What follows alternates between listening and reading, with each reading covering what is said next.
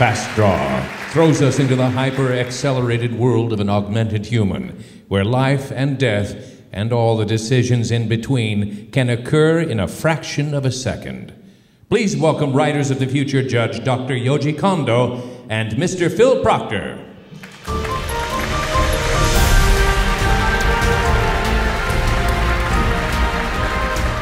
Thank you. You know, these evenings just get better and better, and I'm so pleased to be a part of them.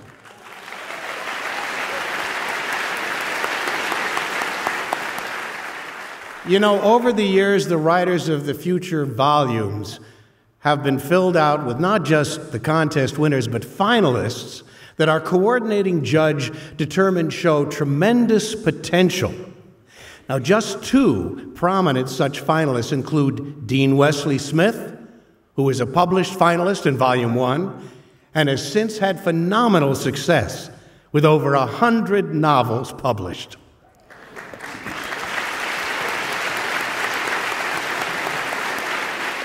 And like Jo Beverly from Volume 3, who had her 12th New York Times bestseller this past year. Amazing. And there are others. Given this track record, we are proud to continue the tradition of trying to publish at least one finalist per year. This year's published finalist is Roy Hardin from Oak Ridge, Tennessee. Just minutes after learning of his story's acceptance by the Writers of the Future, he watched a Delta IV rocket blast into the night sky over Cape Canaveral. Please congratulate Roy Hardin.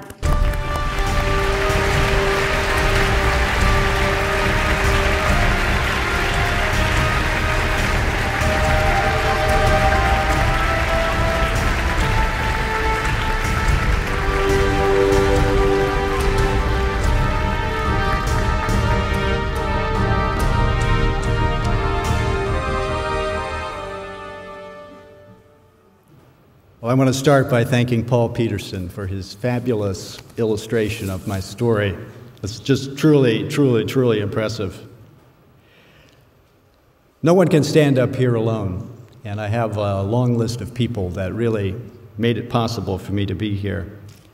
I'd like to start with my wife, Virginia, who's my best fan and who allows me to lock myself away for hours every day in our spare room, and is always willing to read my next draft.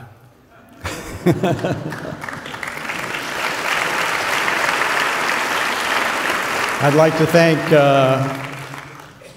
my mother, who is no longer with us, and my father for their unwavering love and support, and for my brothers, Steve, Keith, and Jim, for their many comments and suggestions, my many friends from Colby College, especially Anna John Conan, Dave Peck, Doug Schwartz, for taking time out of their busy schedules to read my stories.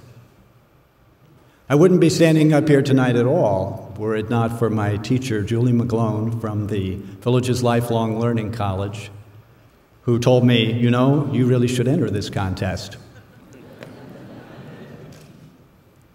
And I'd like to thank my critic groups, the Florida Writers Association, and the Village's Fiction Writers Roundtable.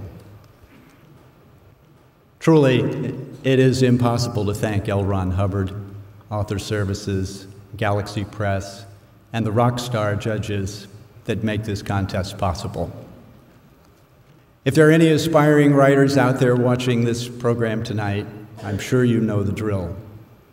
You write a story, you put your heart into it, you send it into a publisher, and they say, no, thank you.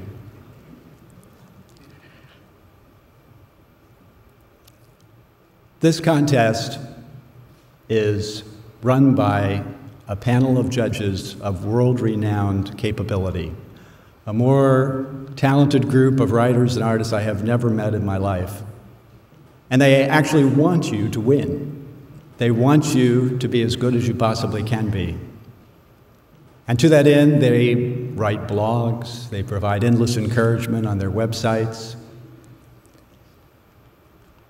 Sometimes if you miss when you write a story, you don't know if you've missed by a millimeter or you've missed by a mile.